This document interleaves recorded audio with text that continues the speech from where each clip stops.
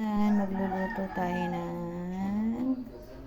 ginataang sitaw na may kuhol. Yan. Gata. Mas masarap po yung may alaman. Kaya naglalagay ako ng alaman. Yan. Luto na po tayo. Yan. Yan. Ayan po siya. Frozen pa po yung aking kuhol. Yeah. Fresh. Kamisa-misan, kailangan natin maggulay.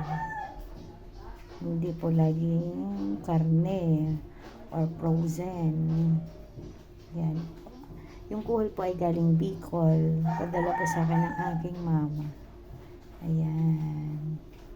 Sarap. Lutong probinsyana. Tara na. Luto na tayo.